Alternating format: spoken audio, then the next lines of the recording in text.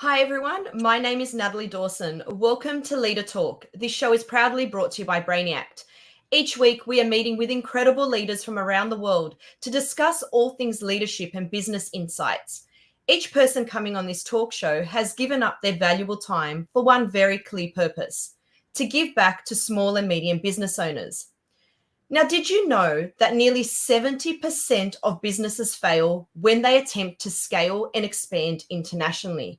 Well, today, Gus, Arianto, and I are fortunate to chat to our guest, Trena Blair, global business expansion expert, founder of FD Global Connections, and author of Decoding Global Growth: How Successful Companies Scale Internationally. As a global entrepreneur, Trena has lived and worked in Australia and the US throughout her 20-plus year international corporate executive career, where she has worked with C-suite leaders and organizations, including MasterCard, AGB Events, and Austrade, to deliver highly specialized international expansion and scale-up strategies to access the USA market and beyond. And Trena is here today to share her secrets on how we too can be that 30% of business owners that do succeed when scaling and expanding internationally. Welcome to the show, Trena. Thank you, Nat and Gust. It's great to be here to talk to your audience. Trena, thank you so much for donating your valuable time. This is a very important topic. Scale up is a scary thought. Scaling up globally is even more scary. So we thought bringing expert like yourself to actually put the topic in front of us so we can all learn, because it's possible. Listening to your story, you work with many companies. It's possible to scale up, but there is things we need to know and learn. So we look forward for this. Yeah, thank you. And it is there's an art to scaling up. It's not something that is for the faint-hearted. And as we'll talk about, I'm sure, Gust and Natalie, it's something that businesses really get caught out of. They spend a lot of time, effort, and money. But one of the biggest problems, again, I'm sure we'll get into it, is a lot of businesses just feel that they can pick their business up in Australia and put a replica of it in a new market. And it doesn't work that way. So we can dive into all of that.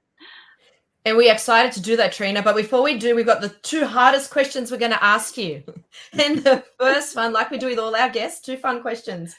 If you had to choose a completely different career path to what you've chosen now, what would you choose and why? Oh my gosh. I've already had 3 careers, I feel. I was a teacher, when I as university, so taught for a little while. And then I went into corporate as a trainer, and I was in corporate, and that was wonderful. Lived in New York with that. And now I own my own business, which I've had for 10 years. But I guess radically and from a left field, a vet. I grew up on a farm. I love animals. And my husband often says to me, after I've petted the 10th dog walking, along the promenade in Sydney, he says, I think you should have been a vet when you were younger, I think he said, when you were younger. Yeah. Oh, I love it. And what about the most unusual or adventurous thing you've ever done? Do you know what? I've thought a lot about this. I think it's hard to decide, but I do want to come back down to a personal development, which was I was terrified of public speaking. I mean, literally terrified. And this was in corporate. And my boss said to me, and I'll make this really short. My boss said to me one day, if you don't overcome your fear of public speaking, you will not go any further with your career. Now, I was in my 30s, so, just starting out, getting excited about a big international corporate career, and that really hit me hard. So we went on the Toastmasters, we did all the different types of courses to improve my confidence. But what happened was my confidence actually just declined the more that I did that. So I thought, what is the one thing that is scarier than public speaking? And I thought, singing in public. Oh yeah, I took myself off to singing lessons. It was a 10-week course, and I was singing in a group. But one of the things at the end that we had to do was a solo. And honestly, I've never been more terrified in my life. But I really enjoyed it. And I'd studied music at school, so I kind of knew a little bit about music and so forth. But I really enjoyed the 10 weeks. I enrolled another 10 weeks, did another solo. I'm still terrible at singing, but it really helped me overcome my fear of public speaking. So that would be the most unusual, I would say. So are And we here seeing you you are at today. Australian Idol next year? You don't want to see me sing. Gus, no way. No way. Well, what a brilliant story. I love it. Lovely. And look, Yeah, Trena, well, you know, sorry, go on. I was going to say, you've already given us a bit of an insight into yourself, but, our audience would want to know more about who you are and your career. I know you've mentioned a little bit now, but just to set the scene so they understand who exactly we're going to be speaking to over the next hour. Yeah. So well, you've heard I was a teacher, then I moved into corporate. I lived and worked I live in Sydney, worked in corporate in Sydney for many years, and then a family transfer took us over to New York City, and didn't know anybody over there. It was my husband's work that took us over there. So I actually didn't know anybody over there. So anyway, I secured a role there with a big multinational, and I was vice president of marketing for the Americas. And it was a global brand. Everyone will be familiar with it, big global brand. But as VP of marketing, I was responsible for development of product, P&L of the product, and also marketing that product. Now, you'd think with a big global brand that it would be easier to actually tap the markets and get the customers and so forth. But it actually taught me a lot about the US market and what it took to actually develop product, understand the legislation, all of the compliance requirements that you need for that market, and then to sell into that market, which is very different to Australia, obviously. And so with that knowledge, when I returned to Australia, I worked a little bit in corporate for a few more years, but that also gave me an appreciation of virtual leadership because my leader was still in New York. So that gave me that skill as well. So then when I left corporate, I had I was at an event, and my background was corporate travel, financial services. And I was at an event and I sat next to somebody and he said to me, "So what's your pitch?" And we literally had about 20 seconds. So I told him, lived and worked in New York, financial services and travel. And he gave me his business card and he said to me, "You need to ring me tomorrow." I rang him the next day, and it's a business, Sydney-based business, very well established. And it's in financial services, in the travel industry. They build software for the travel industry, and they needed an office in New York. And so that was 10 years ago. That was where my business started.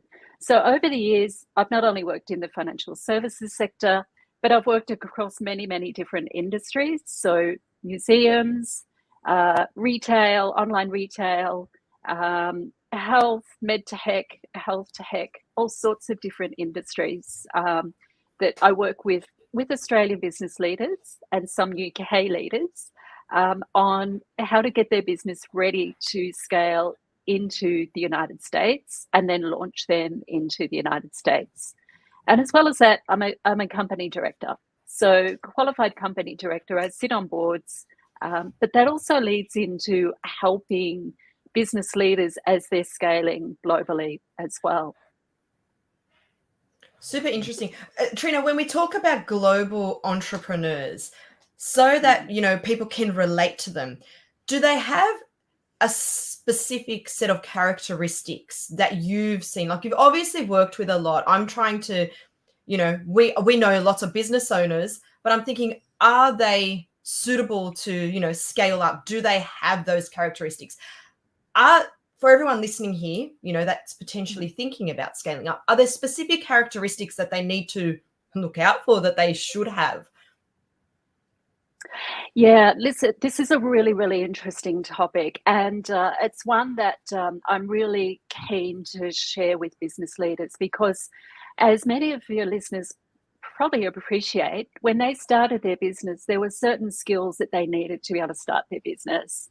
They had to understand their customers really closely. They had to be agile. creative, think quickly on their feet, secure funding really fast, so be great influencers. All of those skills that were really important to get their business up to as a startup, to earn those first customers, secure that first capital. But when you're scaling, your skill set needs to change because one, your business is getting bigger. So you cannot do all the functions that you were as a startup founder. So that means that you need to understand the kind of leader that you are, the characteristics of the leadership that you are, and then modify that as you scale your business. So one of the really important pieces that I look for in a leader as we're assessing whether they've got their business has the capacity and capability of scaling is the delegation model. So as the founder or the leader of a business scaling, as I said before, as a leader, you cannot do it all. And so you have to think about who in your business you're either going to recruit or who in your business you've got that you can delegate some of the activities that you need doing. And you know what at the core of it is? It's trust. So you need people in your business that you can trust, that you can delegate to get the job done, so that you as a leader can focus on the important things that you want to focus on. So trust is a really, really important element, and putting that delegation model in place is vital as you think about scaling. Trena, it's funny when we hear the topic, scaling up, global scale up. And then you bring the key skills that we required when we actually want to enter that moment. And I was waiting for that answer, thinking that the answer will be some rocket science skills that I need to have. And you say delegation.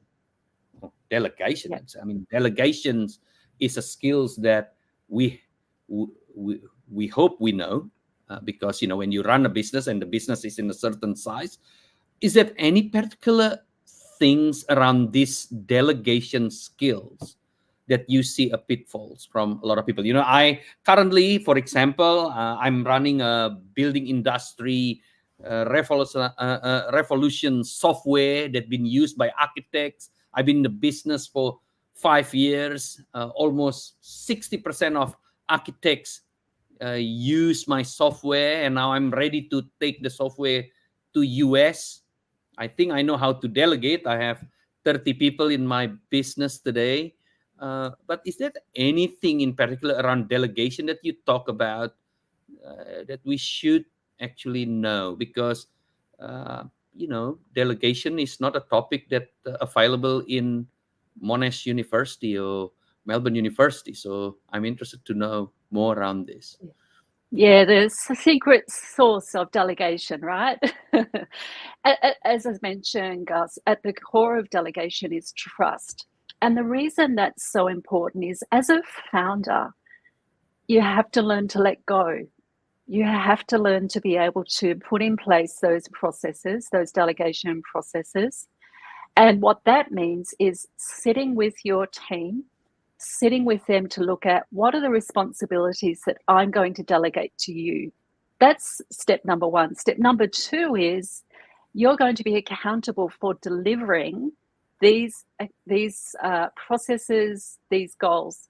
And the key to that sentence are goals. So you've got to put in the metrics that demonstrate that the delegation is working.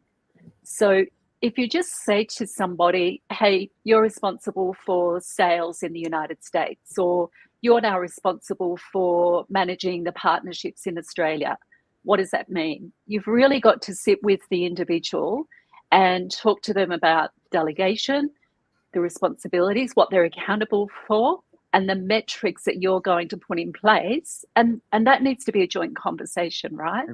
And then coming back to them on a weekly or a fortnightly basis to be able to see how they're going. But if you think about going international, the reason that delegation is so important is because if you put a salesperson on or a country manager in the United States or any other market around the world, they're in a different time zone. they're in a different culture, they're in a different situation, and often they're also very isolated because they're the first recruit and the only recruit in that market. So you need to ensure that they understand exactly where the guardrails are, where their delegation limits are. You don't want to be called at 2 a.m. in the morning by your head of sales in North America to say, hey, can I spend $100 on a lunch with a prospect that's going to generate $2 million for the business? Yep. So that's, and I've seen that happen. So delegation, when you scale, is really, really important. And again, that's why trust is so important, because you're delegating to somebody that you've recruited in an offshore market that you've got to know through the recruitment process, but that's where your metrics come in. So, yes, the delegation, sitting with your recruit, measuring those processes, having that feedback loop in place is really, really critical for scaling internationally. How do we know whether we have a good delegation capability from the leadership point of view? So there's matrices that are available, and you can download them online, right? Just type in template for delegation, and there's a whole host of them. Some of them are really, really complex. So have a look. What I would suggest to your listeners is just do a Google search. You'll get a whole variety of basic versus complex.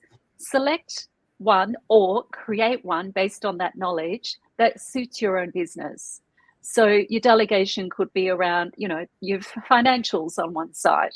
It could be around operations on another side. It could be around partnerships on another side. So think about what are the critical processes in your business that are important, and also the ones that you feel that you can delegate to another person in your business. So do the matrix, sit with your team, identify those, and again, your measures are the key to making it work.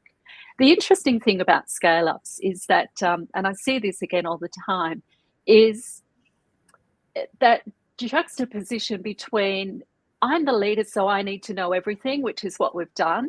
We're now scaling, so I need even tighter control on what we're doing. But the reverse is actually true.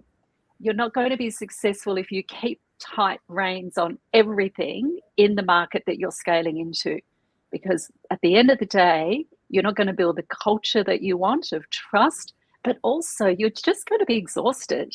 And, you're building a business because you enjoy it, you love the problem that you're solving.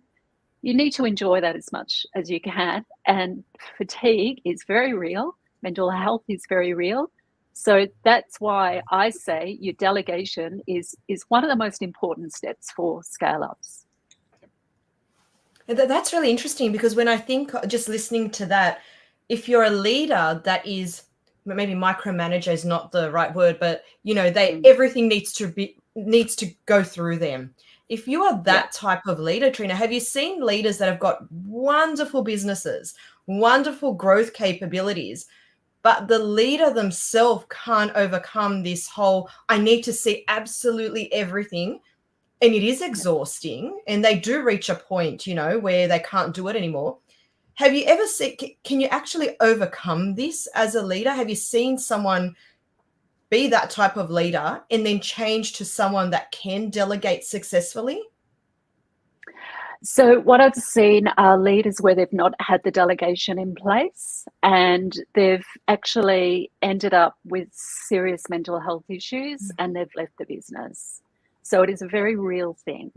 I've also seen leaders change. So they've modified their behavior, but they've also had the insight within themselves to be able to say, okay, I need to put in place the culture that's going to support. I'm not good at that, so I need to get somebody that is good at that and bring them into the business, or give that to somebody, delegate to somebody in my team.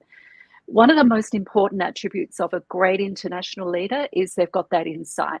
They know their personality, they know their style, they know where their strengths are, and they know where they need to give responsibility to others. And they either recruit those skills in, or they, depending on the size of the business, if they can recruit it in to complement their style, then that's really important. If they can't recruit it in, then they've got to have mentors, they've got to have coaches to be able to lean on to get the advice on different situations that they need to address. So, but don't try and do it all. And that's the great thing about evolving businesses. Your business is evolving, it's growing, it's demanding. You as a leader also need to grow and evolve as it grows. And if you don't feel that you have the skills or the capability to do that, if you want to continue, go and get those skills, get a mentor, get a coach. But if you don't want to do that, and I've seen this as well, it's exhausting, even in the best of businesses, running an international business. So find a co-founder or find a leader and you jump onto your advisory board. So there are different models that business leaders can adopt, still stay in the business, live their dream. But yeah, just one of the things I like to say is your baby's now moving into a teenager. So, you got to let the reins go a little bit, but there also needs to be that level of control, right? Yeah, that's brilliant. And Trena, for all those startups that are listening right now, they're in their early stages of their business. They're thinking, yep, eventually I think I want to go global. Should they be adopting that global mindset early on, or can they say, let's smash it in Australia, let's do a great job here, and then I'll worry about it in 15 years? Is that global mindset, is that something that they should be thinking about very early on? If they do have the vision of ultimately going global, yes, I say really start thinking about that now. Now, that also sounds counterintuitive because you're only a startup. You're proving your MVP in Australia. You should be growing your customer base in Australia, building your brand in Australia, securing great partnerships in Australia. So working on your business in Australia obviously is the most important step. Now, as you think about global, there are some things that you can do that will set you up for the future. So, for example, think about the procurement system that you're using. Is that scalable, or does it only allow Aussie dollar payment? I had a client a number of years ago in the cosmetic business, and they were looking to launch into the United States. When they started their business, they never dreamed that they would be creating their own sunscreens. They now started to create their own sunscreens. And when I looked at their business, we realized that the procurement system, the inventory management system that they originally implemented 10 years ago was only for Australia-based purchases. So we had to then put in a whole new inventory management system so that they could scale into the United States. So think about the systems that you've got in your business and make sure that if you do have that vision to go offshore, that it does have the capability of supporting your growth international. That's brilliant. So anyone thinking they can just duplicate their business here in Australia, in the US, because the language is the same, or, in the UK, because, you often hear, yep, we'll just expand to the UK. Anyone that thinks they can just duplicate it, Trena, right now that's listening, and what would you say to them? Don't do that, because that is guaranteed for fail. The really interesting thing about the United States, and obviously, that's the market that I specialize in. The really interesting thing is we feel that we all know the United States. We grew up on television, radio, all from the United States, and we still do see a lot of television, movies, cinema, based out of the US. We feel that we know the market. We feel that we know the language, that we know the culture, that we know, it's like it's Australia, right? Except they've got a funny accent. And when I moved to New York in 2007, it was stark, the difference. It was really stark. The language, and when I started working over there, the written language, the contracts, it's very different language. The phraseology in contracts is very different. And so having that assumption that I can just pick my Australian business up over, and put it in the US is completely wrong. And if any of your listeners are thinking about doing that, I say do not do that. You are going to waste your time, effort, and money. Even when you're thinking about customizing your business and your brand. So there was another organization that I worked with, and they were looking at a particular tagline for their business, and it happened to reflect a politician's tagline in the US. And I said to them, unless you are looking to align yourself with that particular politician, I would remove that tagline, because you're going to disengage a lot of your potential clients. So even as you're thinking about going to the US, one, don't simply pick up your business and take it over there.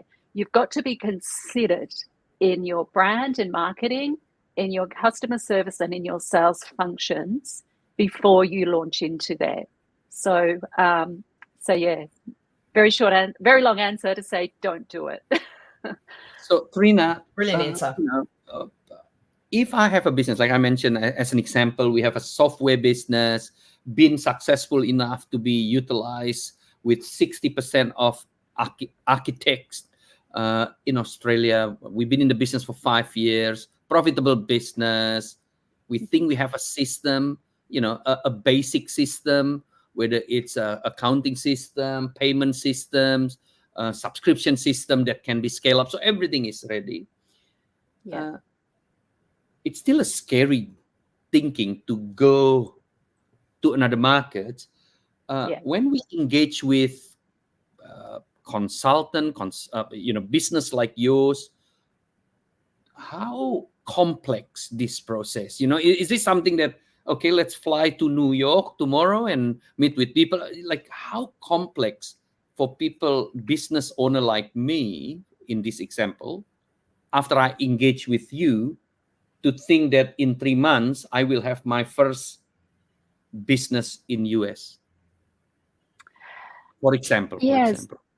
Yeah, no, thank you, Gus. A really great question. So in that scenario, if you engage me, I would want to look at your business to make sure that it has the capacity and the capability of scaling, right? So that means think of a financial audit, but we do a scalability audit. And we go right through your business and we make sure that you've got all the pieces in place that are critical for scaling.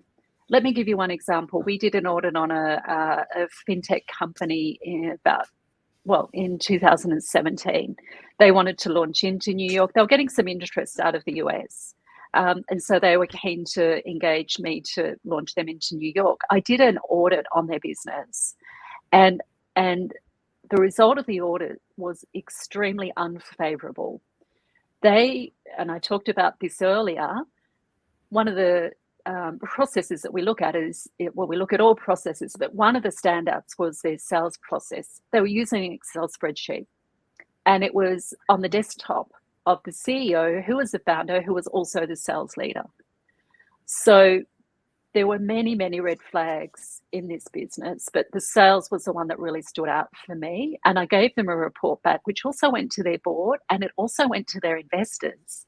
I gave them the report and I said, my advice, don't scale into the US. Hold off, invest in your back office processes, which was where the red flags were. And once you've invested and you've got your processes, your measures and your metrics in place, come back to me. And they did.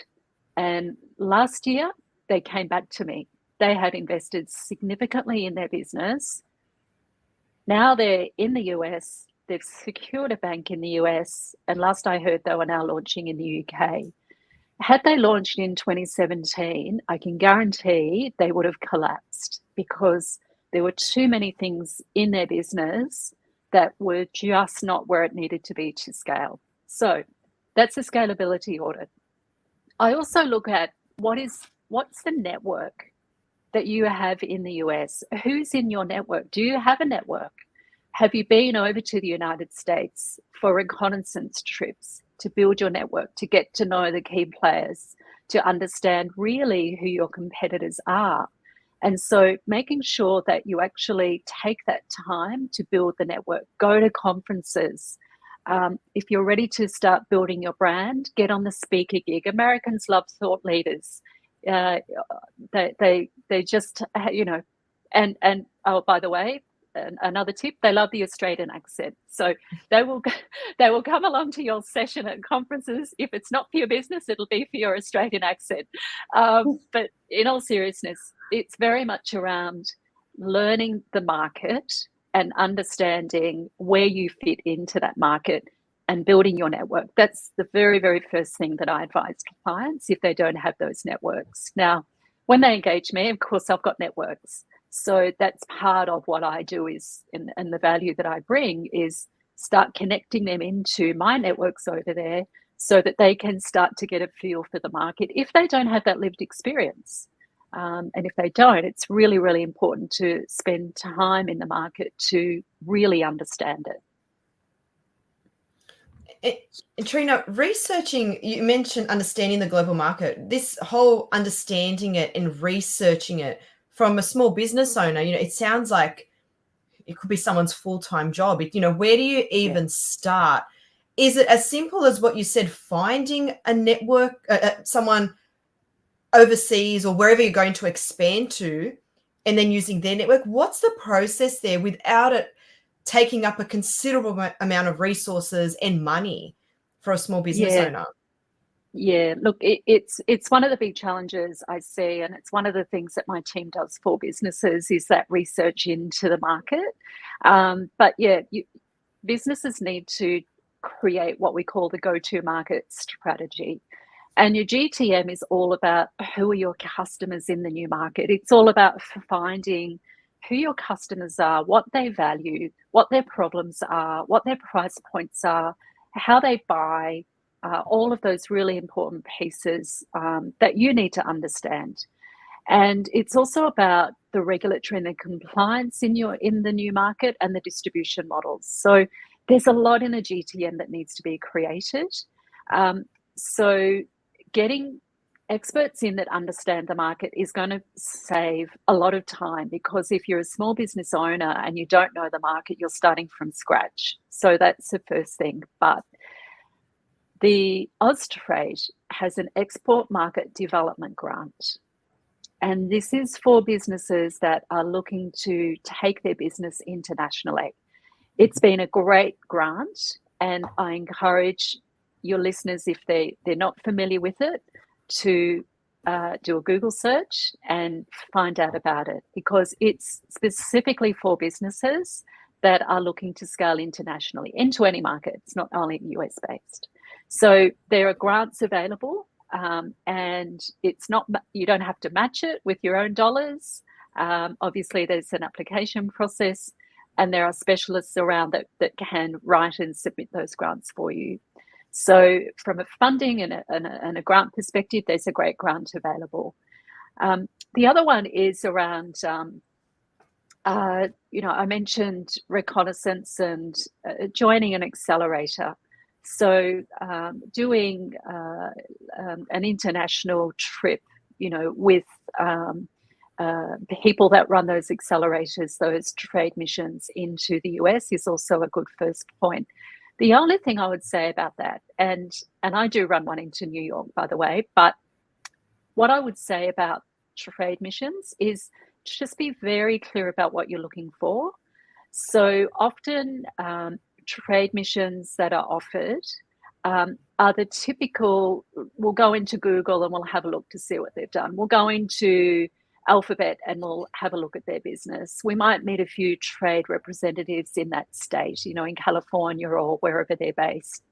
But you want something that's much deeper. You're wanting to see and meet with real potential clients, real potential partners, real potential investors. So be very clear about your objective of joining one of those trade trips, and find the one that's going to suit your needs best.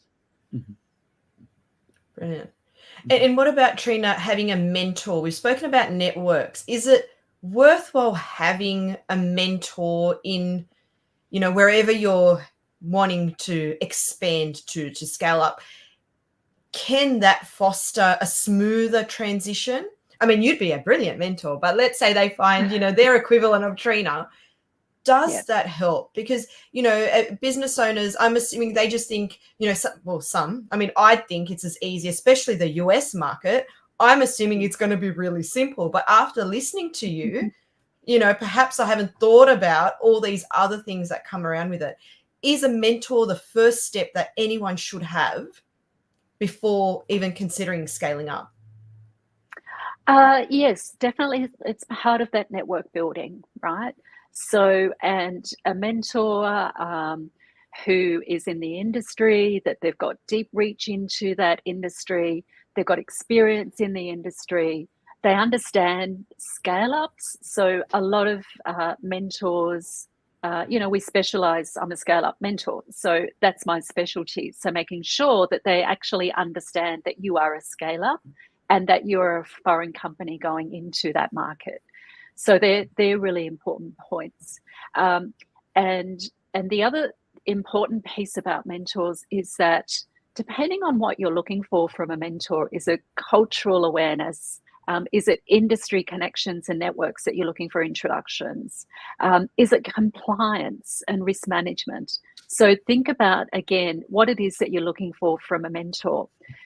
The reason that I love mentors and the suggestion of mentors is when you find really great mentors, as your business grows and as you start moving through that governance cycle from having mentors through to an advisory board or advisory committee and then into a governance board, it's your mentors that often make that transition with you.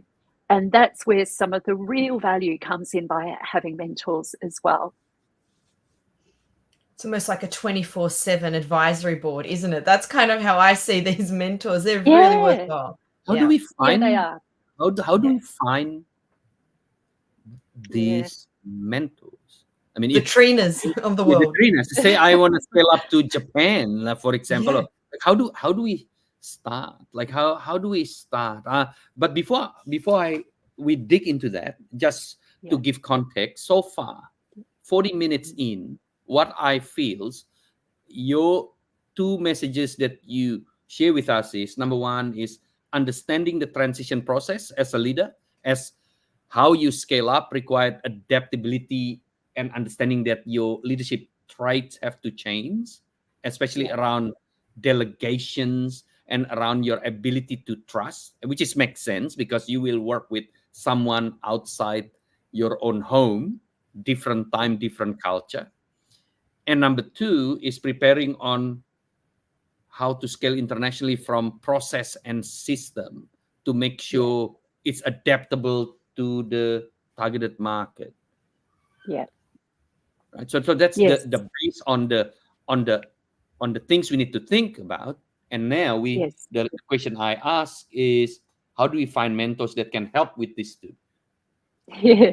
So I just want to scoot back to number two there, Gus, if I may, around the systems and the processes. So as a scale up, at this point in time in the business, you understand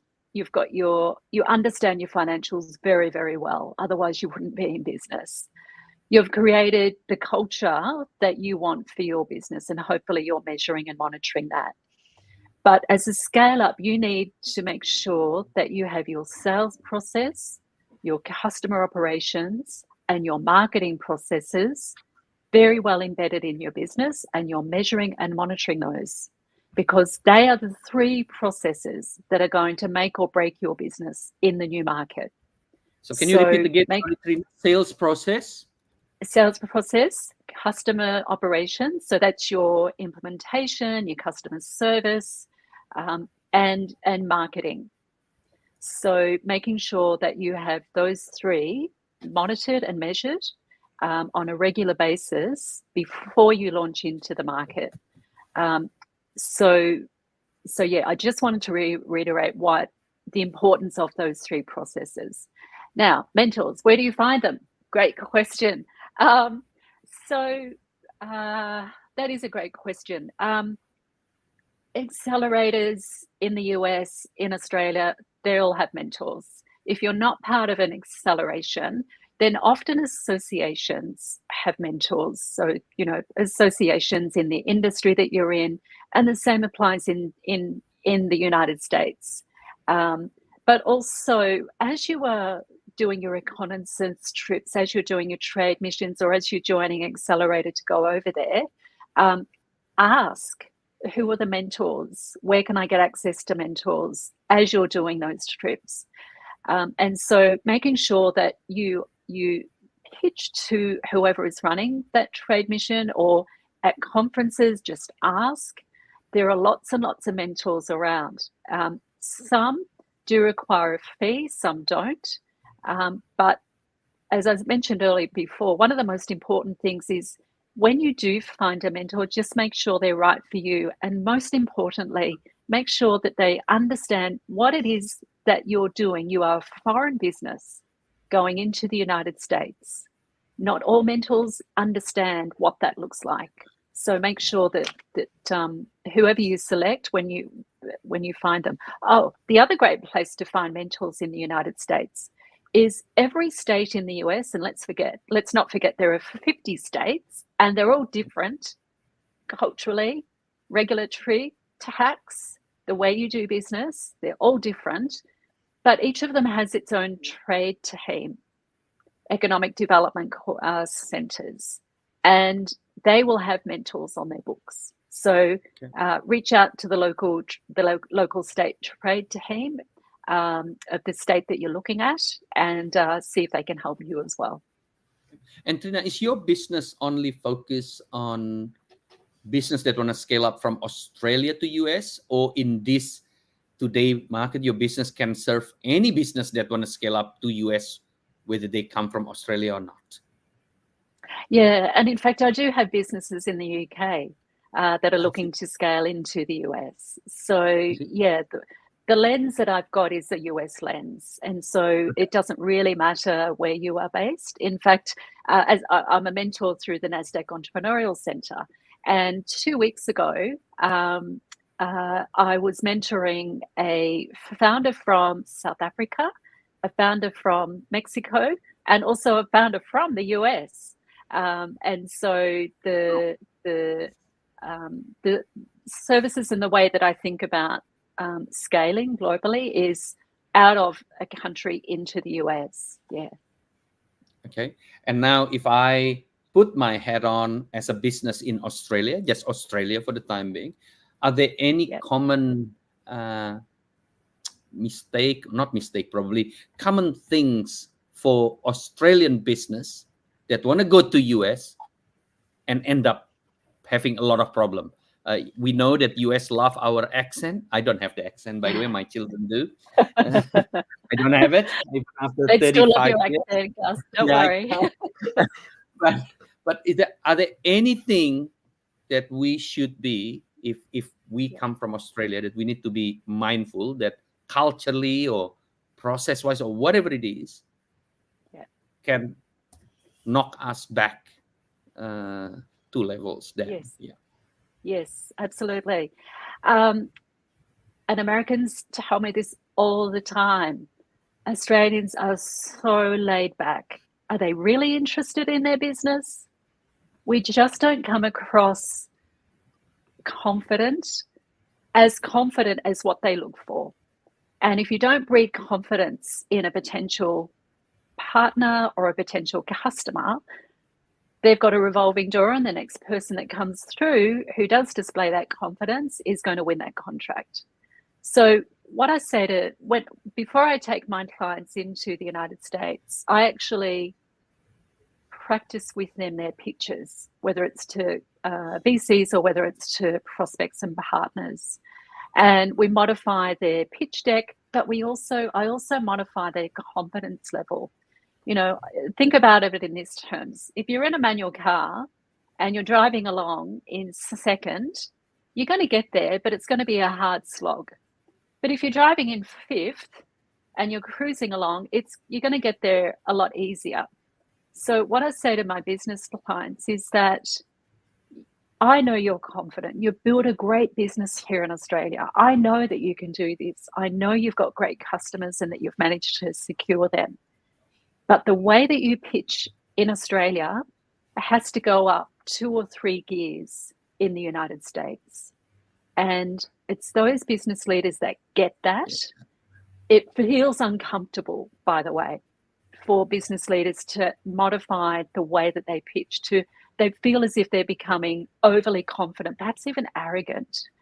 But Americans don't see it that way. What they see is somebody that loves and is passionate about their business, and they want to do business with you, and we're going to win this business and partner together. And yes, let's do this.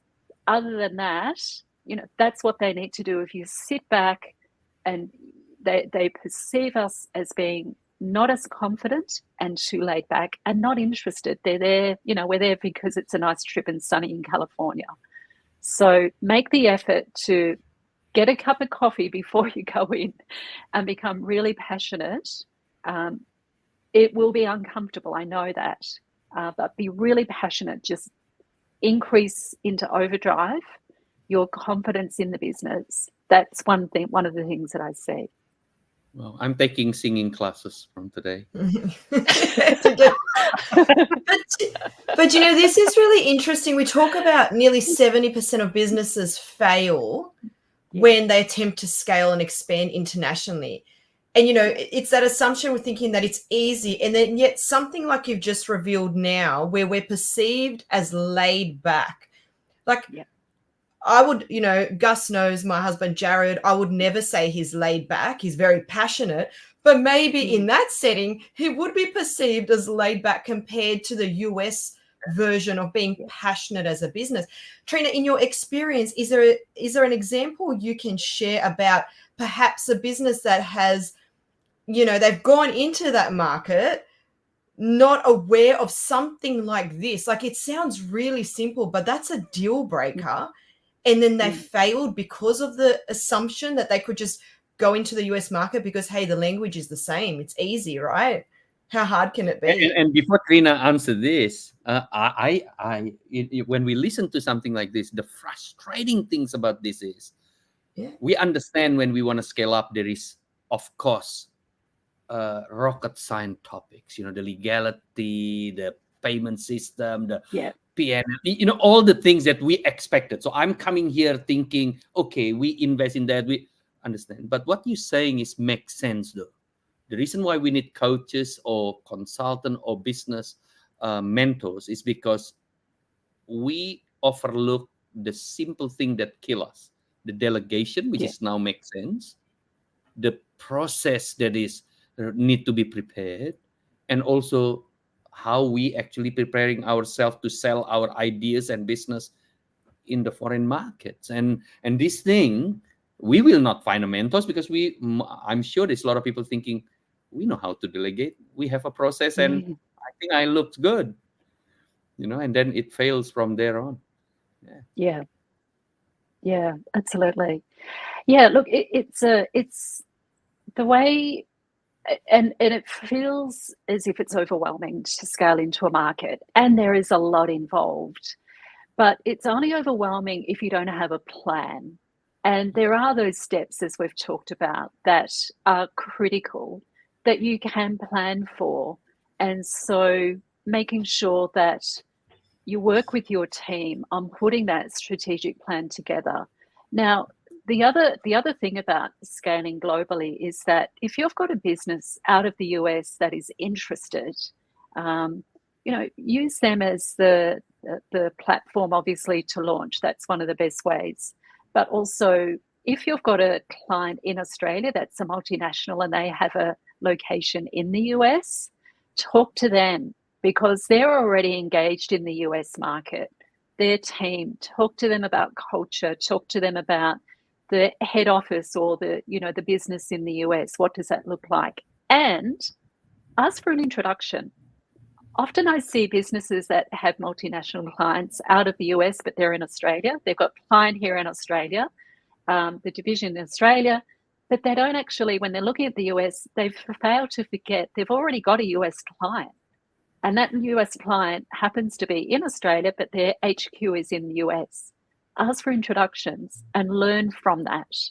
So I think it's important that as small business owners, we look at all of the assets that we've got that we can leverage, and making sure that if you like getting your mentor out of Australia or the US, make sure your Australian one has the US lens though, get one in the US, making sure that the regulatory side is really bedded down. What I was going to say, sorry, about the customers that are interested coming out of the US, you don't have to do everything at once. And this is why I say you need a plan. So if you've got a customer or a business out of the US that's really keen to engage you, slow steps, learn, get advice. You don't have to do everything at once. And so that's why I say, just make sure you've got almost like a project plan. Step 1 is this, step 2 is this. And within each of those, you list, okay, I need to get business insurance now, but I don't need it until I've got a contract, right? I need to register my IP. You do need to do that pretty straight away, actually, if you're going to go into the US. Do I need a Delaware C Corp? Again, probably it is now the right time. So there are things that you don't need straight away, but there are things that you should be looking at more or less straight away. But the point is, you don't need to do everything at once. And again, that's a lot of business leaders get caught in that trap. And that's where it becomes very costly. So you run into cash flow issues. So I'm not sure which question I answered or whether I went completely off track there, but I thought it was important to say, get your plan in place. You don't have to do everything at once. Pitching is an art in the US. And Trena, I mean, we could have got 1,000 questions we could keep asking, right, Gus? It's a big topic, right? It's a huge topic. But, this year you also released or you launched your new book, Decoding Global Growth, How Successful Companies Scale Internationally. Tell us about this. Is this, we've covered this in a snapshot. Is this where we can learn more about how to do this? Yeah, it is, absolutely. So, it was probably one of your early questions, an unusual achievement, and I've written a book, and I've never thought that I would write a book. But yeah, 10 years in, one of my customers had kept asking me to write a book because I'd worked with them. I launched them in the United States, and they within 6 weeks of the launch event that I put on for them, they'd won Estee Lauder, Chanel, and Boston Consulting Group. And this customer kept saying to me, you've got to write a book about what you do and how you do it. So it was supposed to be a 6-month lockdown project. It took me 3 years, and I launched it in February in Australia, and I'm actually about to head to New York to do a launch party in Manhattan on the 22nd of May. So it contains case studies of Australian businesses that are successful. Now, these are not your typical, big ASX listed international multinationals out of Australia. You're probably guessing who I'm talking about. These are your small to medium-sized businesses who have done very well internationally.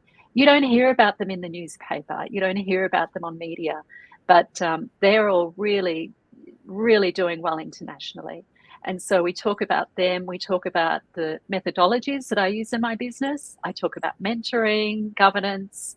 The last 5 chapters, actually, I looked at which were the markets internationally that businesses most scale first into. So, of course, the US, of course, the UK, and then we have Japan, Singapore, and I thought I'd better include Australia, otherwise I'd lose my citizenship, right? So, and we interviewed business leaders in each of those markets who have scaled into those markets, and we focus on one theme. So earlier we talked about trust. In Japan, Shinrei, trust. And so we talk about that as a theme in the Japan chapter. And the experts in the chapter talk about how you build trust in Japan and mastery, which is another really important feature.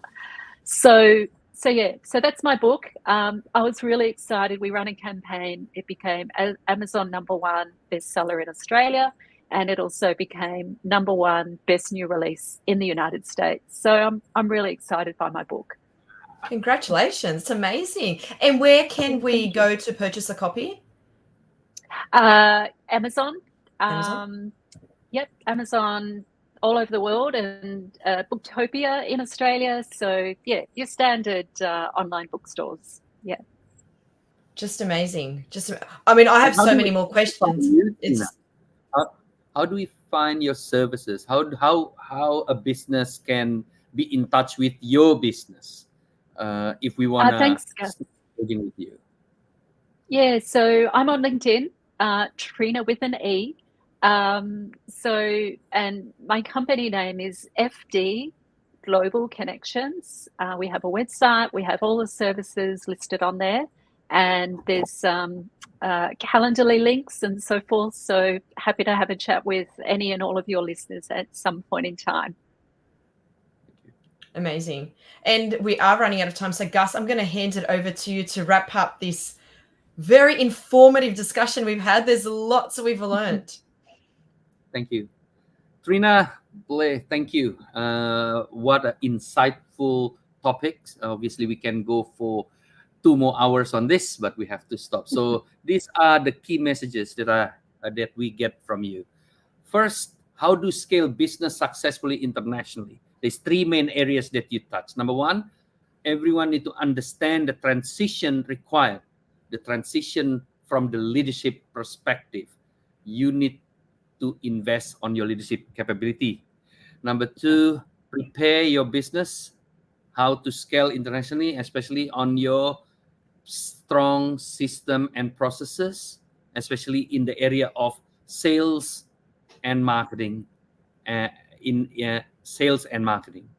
When you scaling and customer support. And customer. Yes. Sorry. Correct. Yeah. And customer support. When you're scaling, understand that your skills have to increase, not only business skills, but skills, especially on delegation capability and trust.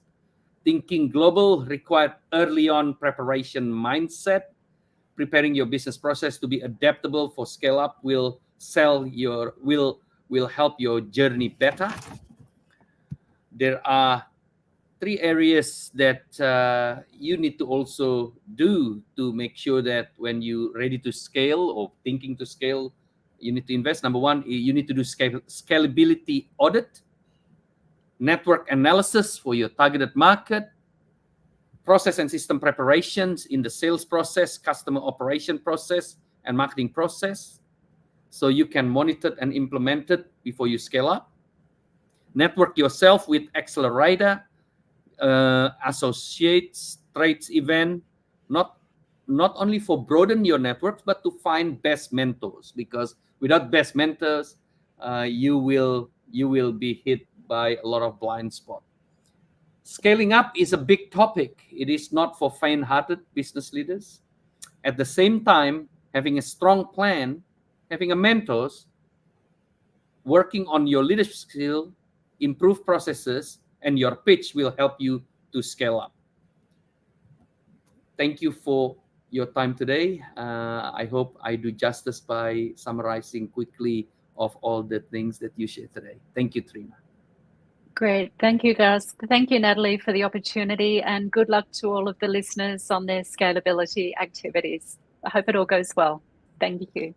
It's been amazing. Thank you so much, Trena. And thank you everyone for tuning in. For more information on Leader Talk and for some great resources to help your business grow, check out brainiact.com.au. Bye, everyone.